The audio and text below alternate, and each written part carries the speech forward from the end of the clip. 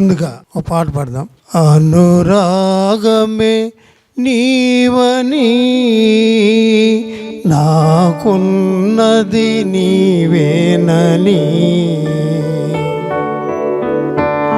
అనురాగమే నీవని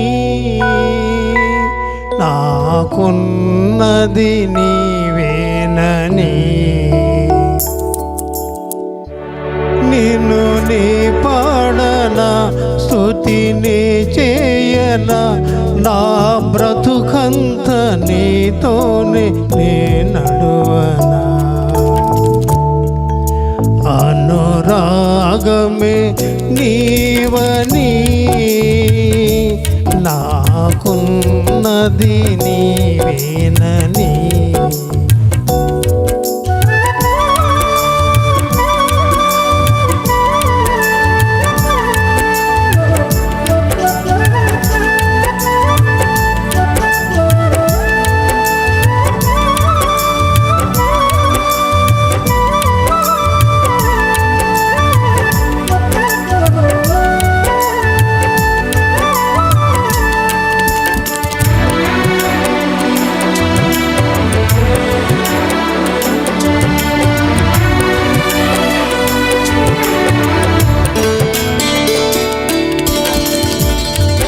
విరబూసే పూలే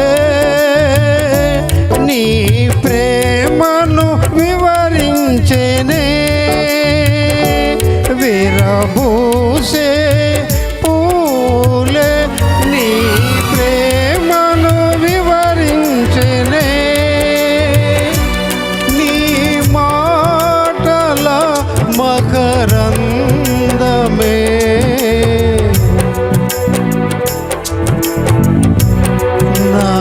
జీవకు అతి మధురమే.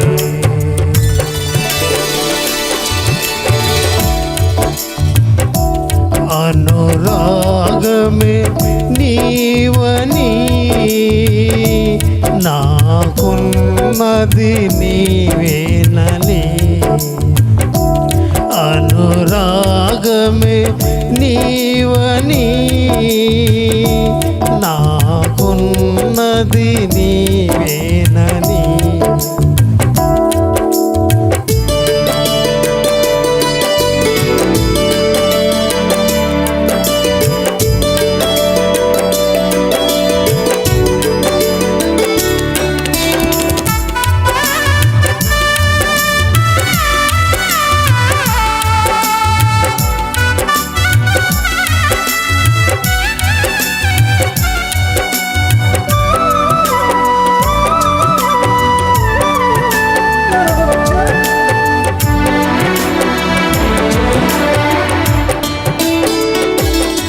చల్లనైనా గాలిలో నీ స్వరమే విన్నానయా, చల్లనైనా గాలిలో నీ స్వరమే విన్నానయా, నీ మాటల మకరందమో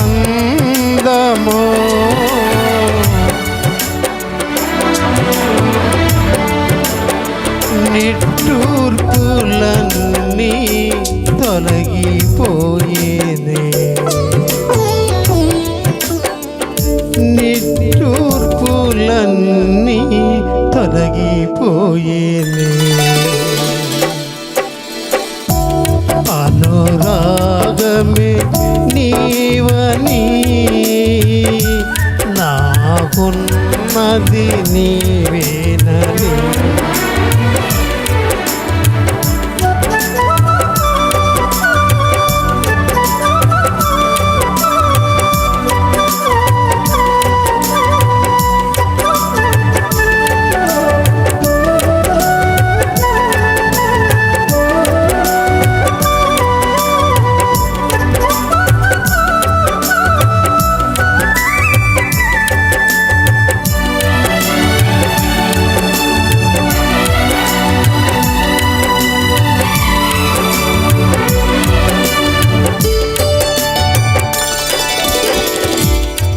ఉదయించే కిరణమే నీ రాకను వివరించెనే.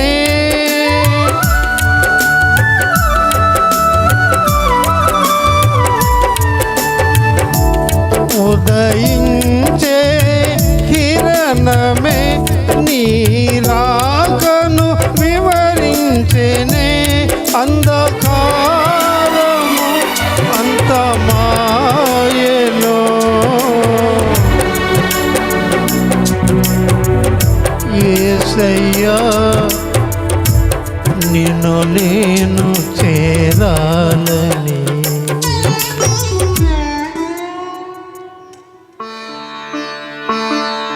యేసయ్యా నిన్ను నేను చేరాలని. అనురాగమే నీవని నాకున్నది నీవేనని. అనురాగమే నీవని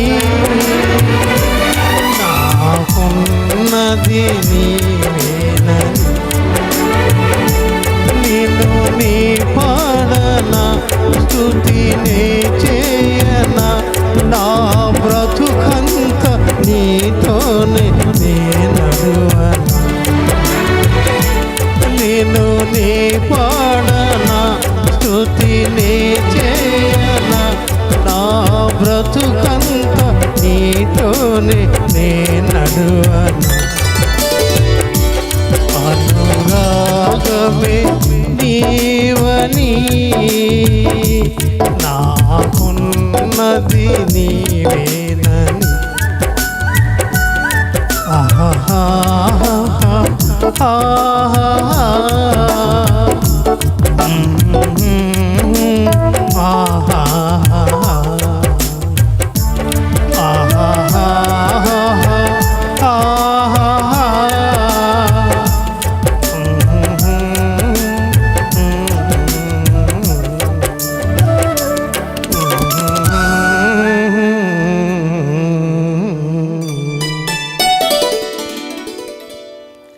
తర్వాత ఐదవదిగా చూసినట్టే శ్రమపడు వారి కొరకు మనం దేవుని వాగ్దానాలు అంటే ఏంటో చూసుకుంటా వచ్చాము. ఆ తర్వాత చూస్తే దేవుని వెదకే వారికి వాగ్దానాల గురించి మాట్లాడుకున్నాము. ఆ తర్వాత విశ్వాసుల కొరకైన వాగ్దానాల గురించి మనం మాట్లాడుకున్నాము. ఆ తర్వాత దీనుల కొరకైన వాగ్దానాలను మనం మాట్లాడుకున్నాము. ఆ తర్వాత లోబడి వారి కొరకైన వాగ్దానాలు, దేవునికి ఎప్పుడైతే లోబడి మనం జీవిస్తామో దేవుడు ఎటువంటి వాగ్దానాలు చేస్తున్నారో మనం ఎలా ముందుకు వెళ్ళాలో మనం మాట్లాడుకుంటా వచ్చాము. అతను శ్రమపడు వారి కొరకు శ్రమలో ఉన్నావా? శ్రమ పడుతున్నావా? దేవుని కోసం కష్టపడుతున్నావా? పరిస్థితులను బట్టి కష్టపడుతున్నావా? అయితే దేవుని యొక్క వాగ్దానం ఉంది నీకు. నువ్వు అలా విడిచిపెట్టేసే దేవుడు కాదు. నీ శ్రమను పడు అని చెప్పి వదిలిపెట్టేసే దేవుడు కాదు. మన దేవుడు గొప్ప దేవుడు అని చూడండి. కీర్తన గ్రంథము 30:5 చూసినట్టే దేవుని వాక్యం ఏమని సెలవిస్తుందంటే, కీర్తనలు 30:5 చూస్తే, ఆయన కోపము నిమిషమాత్రం ఉండును, ఆయన దయ ఆయుష్కాలమంతా నిలుచును. ఒకవేళ కోపం, శ్రమ, కష్టంలో గుండా వెళ్తున్నావేమో, అది నిమిషం మాత్రమే. అయితే ఆయన దయ ఆయుష్కాలం ఉంటుందంట. ఆయన దయ చూపే దేవుడు.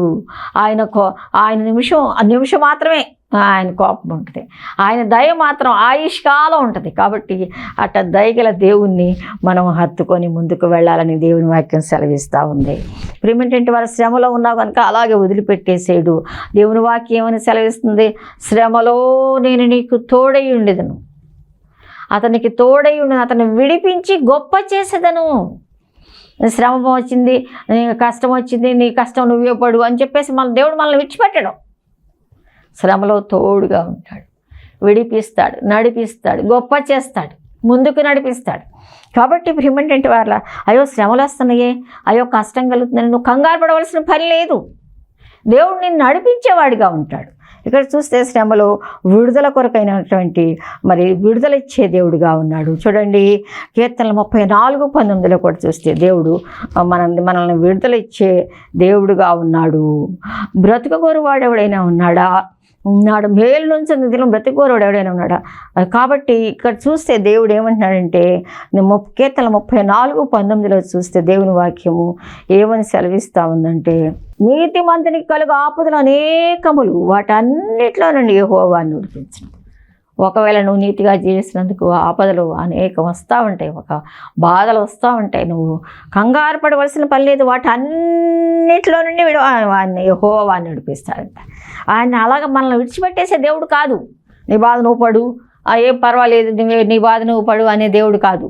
కాబట్టి మరి దేవుడు నిన్ను బాధలో నుంచి విడుదల చేస్తాడు.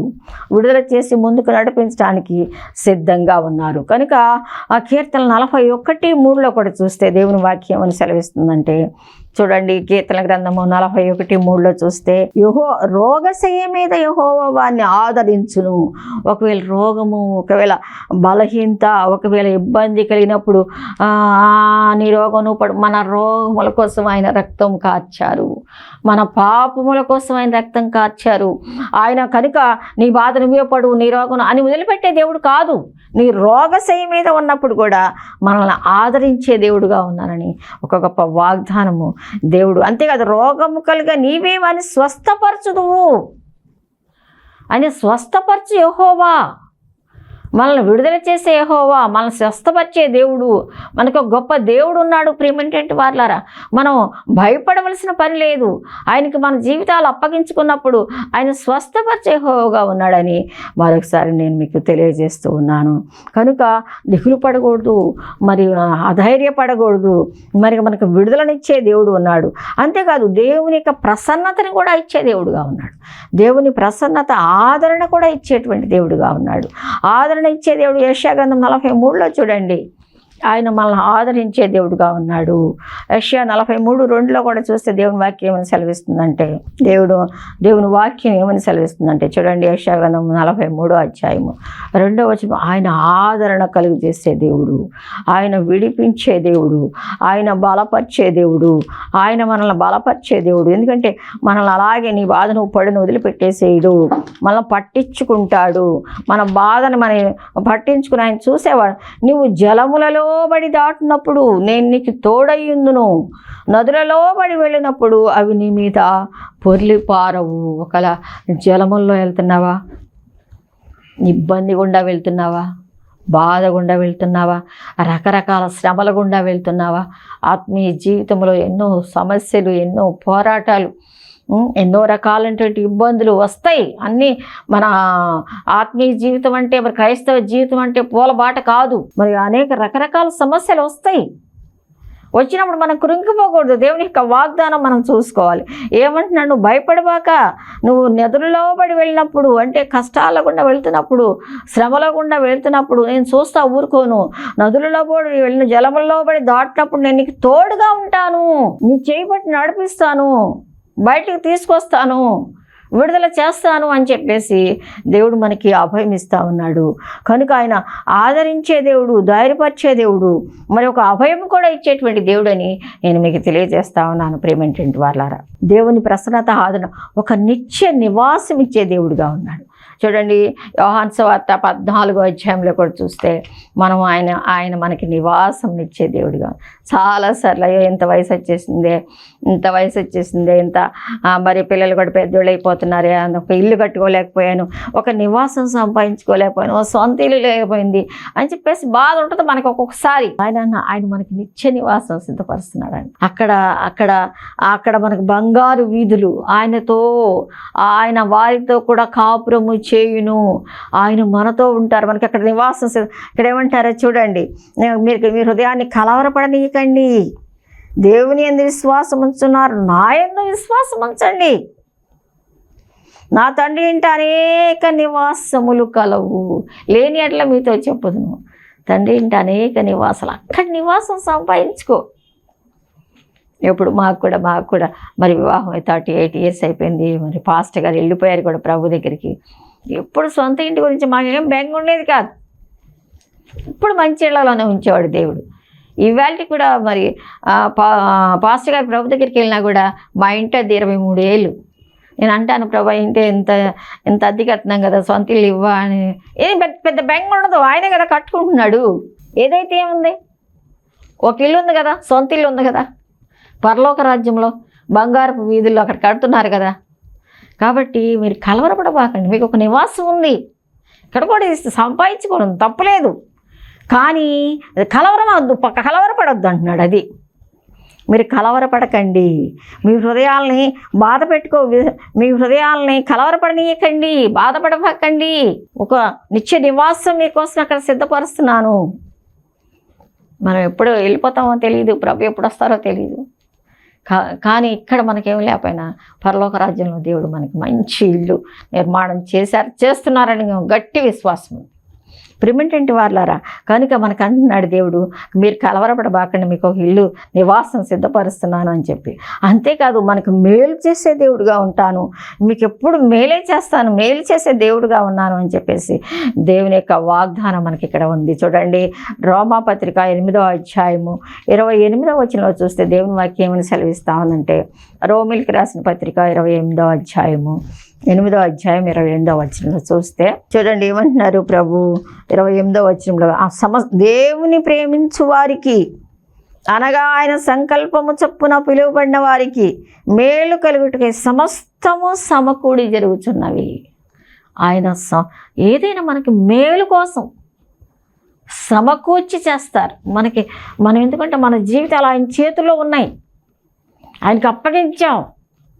కనుక నువ్వు కలవరపడబాక, దిగులు పడబాక, నేను ఉన్నాను కదా అని వాగ్దానం చేస్తున్నారు ప్రభు. మనకి సమస్తం సమకూడి జరుగుతాయి, మేలు కోసమే. భవిష్యత్తు గురించి ఆలోచన, పిల్లల గురించి ఆలోచన, అయ్యో పిల్లల పెళ్ళిళ్ళు ఎలా చేద్దాం, ఇలా ఉద్యోగాలు ఎప్పుడు వస్తాయి, ఏంటి, వీటి గురించి ఆలోచించి మనసు బలహీనం చేసుకోకండి. సమస్తము సమకూడి చేస్తాడు దేవుడు. మనకేం కావాలో ఆయనకి తెలుసు, ఏ సమయంలో ఎలాగ ముందుకు తీసుకురావాలో తెలుసు. సమస్తము సమకూడితే ఏమైనా సరే ఇలా అని అనుకోకండి. దేవుని చేతిలో ఉన్నాయి మన యొక్క జీవితాలు, కనుక ఆయన చక్కగా నడిపిస్తారు అని నమ్మాలి. అంతేగా సమకూడి చేస్తానని చెప్పి వాగ్దానం ఇస్తున్నారు, మనం సమకూడి జరుగుతాయి అని చెప్పేసి. కనుక ఇటు గొప్ప వాగ్దానాన్ని దేవుడు మనకి ఇస్తున్నాడు. కనుక మనం ఎంతో ధైర్యంతోనూ సంతోషంగాను ఉండవలసిన వారంగా ఉన్నాము. అంతేకాదు ఈ పరిస్థితులన్నిటికీ కూడా ఆయన కృప మనకి చాలు. 2 కొరింథీయులకు రాసిన పత్రికలో కూడా చూడండి 12వ అధ్యాయం 9వ వచనంలో చూస్తే ఆయన కృప మనకి చాలంట ఈ పరిస్థితులన్నిటికీ కూడా. 2 కొరింథీ 12వ అధ్యాయంలో చూసినట్లయితే 9వ వచనం దేవుని వాక్యం ఏమని సెలవిస్తా ఉందంటే, నా కృప నీకు చాలు, శరీరంలో ఈ బలహీనతలన్నిటిలో మరి నా శక్తి పరిపూర్ణమై అయ్యేటట్టుగా. చూడండి, నా బలహీనత ఏమని కాకుండా 9వ వచనం కష్టంలో, అందుకు నా కృప నీకు చాలు. 9వ వచనం 12:9, అందుకు నా కృప నీకు చాలును, బలహీనత యందు నా శక్తి పరిపూర్ణమగుతున్నదని ఆయన నాతో చెప్పారు. ఆయన కృప అంటే ఆయన మనకు అర్హత లేనిది మనకి ఇస్తాడు, గ్రేస్ అన్నమాట. మనకి లేని దాన్ని ఆయన ఇచ్చేదే కృప అనమాట. అంటే ఇస్తాడు కనుక నా కృప చాలు, నేను ఇస్తాను కదా అంటే మన బలహీనతలోనే ఆయన కృప ఇచ్చి మనల్ని పరిపూర్ణంగా చేసే దేవుడుగా ఉన్నాడు. కాబట్టి నీ కృప చాలయ్యా అని చెప్పేసి భక్తుడు చెప్పినట్టుగా మనం కూడా ఆయన కృప కొరకు వందనాలు చెల్లించాలి. ఎందుకంటే కృప ఇస్తానన్నాడు కదా. మనం అర్హులం కాదు, కొన్నిటికి మనం పొందుకోవడానికి అర్హులం కాదు, మనం దాని గుండా వెళ్ళడానికి మనం అర్హులం కాదు. ఆయన కృప ద్వారా, కనుక ఆయన కృప చాలు అని మనం ఆయన కృప చాలు అన్నాడు. కనుక ఆ వాగ్దానాన్ని మనం ప్రభావం నీ కృప నాకు చాలని ఆయన కృపను మనం తీసుకునే వారంగా ఉండాలి. క్రీస్తు శ్రమలలో కూడా మనం ఆనందించే వారంగా ఉండాలి. ప్రియమైనటువంటి వాళ్ళ 1 పేతురు 4వ అధ్యాయంలో కూడా చూసినట్టే చూడండి దేవుని వాక్యం ఏమని సెలవిస్తా ఉందంటే, ఆయన శ్రమలలో 1 పేతురు 4:12 చూస్తే ఆయన శ్రమలలో పాలువారు. ప్రియులారా, మిమ్మల్ని శోధించటకు మీకు కలుగుతున్న అగ్ని వంటి మహాశ్రమలను గురించి మీకేదో ఒక వింత సంభవించినట్లు ఆశ్చర్యపడకండి. క్రీస్తు మహిమ బయలుపరచబడినప్పుడు మీరు మహానందముతో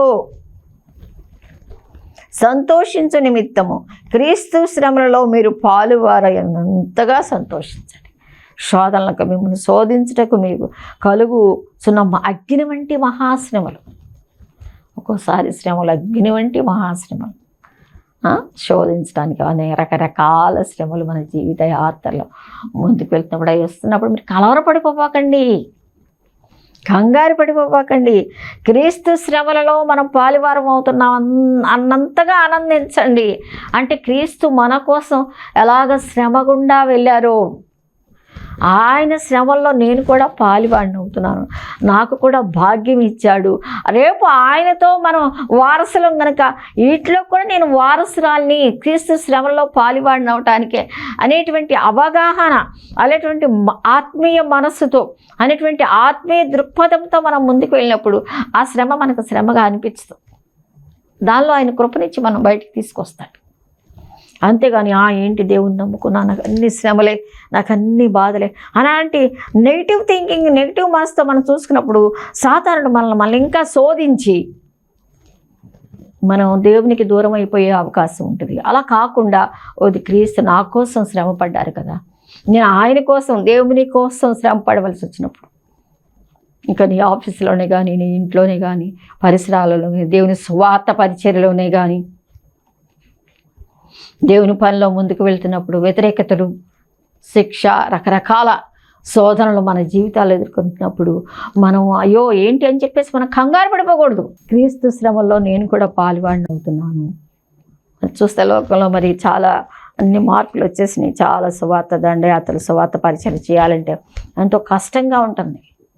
మరి ప్రేమంటే ఆ ప్రియ సోదరులు ఎన్నో కష్టాల గుండా వెళ్తున్నారు, జైలు పాలవుతున్నారు. మొదటి శతాబ్దంలో జరిగినటువంటి ఆ పౌలు గారు, వాళ్ళందరూ భక్తులందరూ, శిష్యులందరూ వెళ్ళినట్టు పరిస్థితులు మళ్ళీ ఇప్పుడు వచ్చినాయి. వారు కూడా అప్పుడు ఆ దినాన మహానందంగా భావించినట్టు ఈ దినంలో కూడా మనం కూడా అలాగమ్మా క్రీస్తు శ్రమలలో పాలువారం అవటానికి భాగ్యంగా ఎంచుకునేటట్టుగా ఆత్మీయ మెట్టు మనకు ఉండాలి, ఆ థింకింగ్ మనకు ఉండాలి, ఆ మనసు ఉండాలి. కష్టమే అయినా సరే, అంతేగాని నాకేంటి దేవుణ్ణి నమ్ముకున్నాను, నాకు ఇలా వస్తున్నాయి ఏంటి, నాకు ఇలా అని చెప్పేసి నెగిటివ్ థింక్ ఉందనుకో, ఇంకా దాన్ని ఇంకా దుష్టుడు సాతానుడు మనల్ని ఇంకా ఇది చేసి దేవునికి దూరం అయిపోయే అవకాశం ఉంటుందన్నమాట. కాబట్టి ఇప్పుడు ఏమిటంటే వారు అది మహానందంగా ఎంచుకోండి అని చెప్పేసి దేవుని వాక్యం సెలవిస్తూ ఉంది. కనుక క్రీస్తు మహిమ బయలుపరచబడినప్పుడు మీరు మహానందముతో సంతోషించు నిమిత్తము, క్రీస్తు మహిమ బయలుపరచబడినప్పుడు, రేపు మహిమతో బయలుపరిచినప్పుడు మీరు మహానందంతో ఉండేలాగా ఇప్పుడు ఈ శ్రమల గుండా వెళ్ళవలసి వచ్చినప్పుడు దిగులు పడబాకండి, భయపడబాకండి, కంగారు పడబాకండి. ఇది దేవునితో కూడా నేను కూడా క్రీస్తుతో శ్రమలలో పాలువాడడం అయ్యే భాగ్యం నాకు వచ్చింది, అవకాశం నాకు వచ్చింది అన్నట్టుగా మనం భావించాలి అని చెప్పేసి దేవుని యొక్క వాగ్దానం తెలియజేస్తూ ఉంది. కాబట్టి అంత మంచిగానే వెళ్ళిపోతాం అనుకోవటానికి లేదు. ఎటువంటి పరిస్థితులు మన జీవితంలో వచ్చినా దేవుని వాగ్దానం ఏంటంటే మీరు సంతోషించండి అంటున్నాడు. ఆయన మహిమలో పాలువారగునట్లుగా మీరు ఆయన శ్రమల్లో కూడా పాలువారం అవుతున్నాము అని చెప్పేసి అనుకోండి అని చెప్పేసి దేవుని వాక్యం తెలియజేస్తూ ఉంది, వాగ్దానం మనకి ఇస్తూ ఉంది.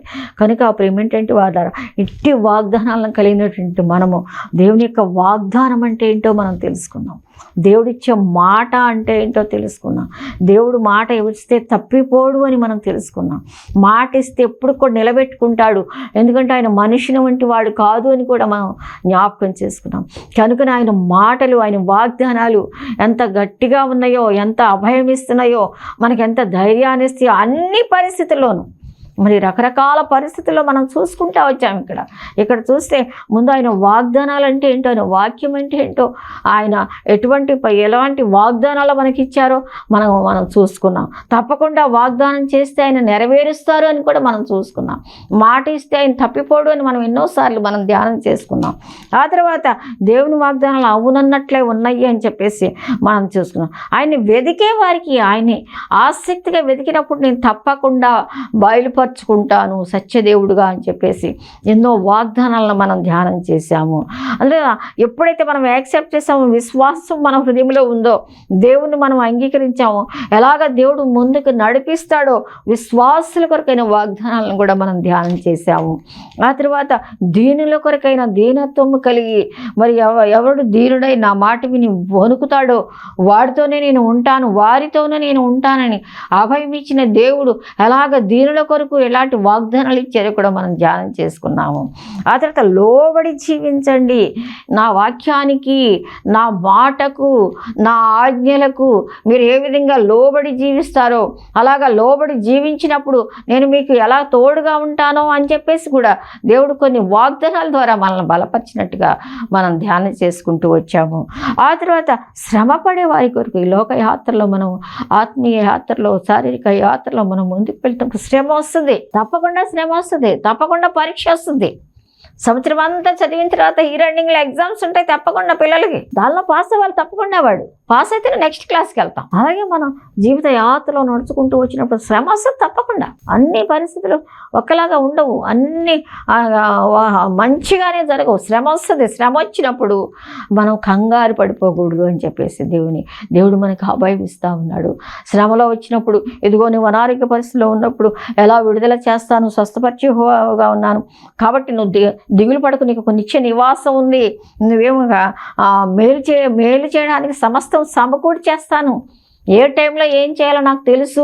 చాలాసార్లు మనం కంగారు పడతాం. మనం ముఖ్యంగా మన పిల్లల విషయం, బిడ్డల విషయం, ఇంకేది జరగలేదు ఏంటి, లేట్ అయిపోతుంది ఏంటి, మరి ఏంటి దేవుడు ఎప్పుడు చేస్తాడు, అయ్యో ఇన్ని సంవత్సరాలు గడిచిపోతున్నాయి కదా, మనం కంగారు పడతాం. కానీ దేవుని చేతిలో మనం ఉన్నప్పుడు, దేవుని చేతికి మన జీవితాన్ని అప్పగించుకున్నప్పుడు, దేవుని చేతిలో ఉన్నప్పుడు ఆయన వాగ్దానం ప్రకారం ఆయన వాగ్దానం చేస్తున్నాడు ఏంటంటే, నువ్వు కంగారు పడబాక, సమస్త మేలు కోసం సమకూడి జరిగిస్తాను.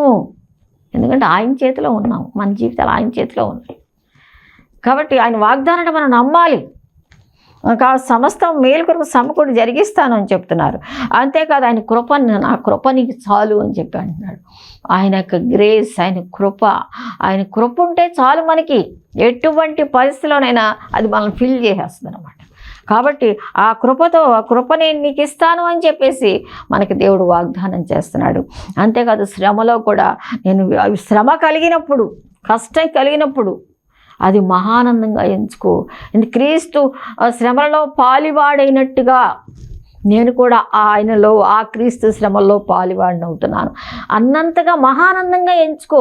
అంతేగాని ఏంటి నాకు ఈ శ్రమ వచ్చింది, నాకు ఈ కష్టం వచ్చింది అని చెప్పేసి నువ్వు ఆలోచించినప్పుడు నువ్వు తప్పిపోతావు, పడిపోతావు, మరి దేవునికి దూరంగా వెళ్ళిపోతావు. సాతానుడు దాన్ని ఎదుగా తీసుకుని నేను ఇంకా బలహీన పరిస్థితి అని కూడా దేవుడు మరి తెలియజేస్తూ ఉన్నాడు. కాబట్టి శ్రమ వస్తుంది.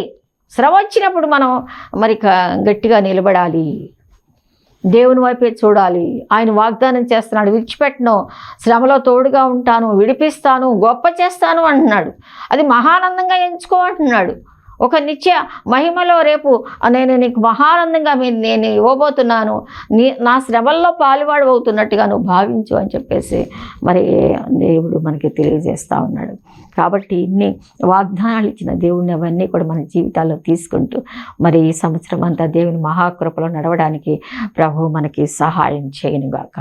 అట్టి కృప దేవుడు మీకు అనుగ్రహించాలని ప్రార్థిస్తూ ఉన్నాను. ప్రేమగల తండ్రి, మా ప్రియమైన ప్రభువా, దేవా మీరు ఇచ్చిన దయగల మాటలు ప్రభా, నా తండ్రి వాగ్దానాలను జ్ఞాపకం చేసుకున్నాను నాయన.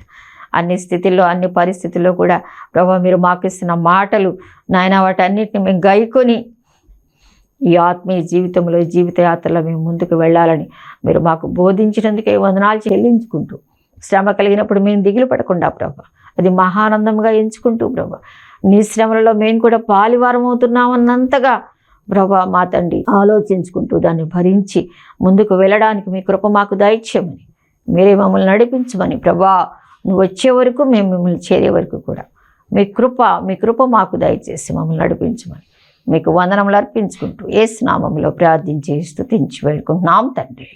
ఆమేన్. Thank you very much.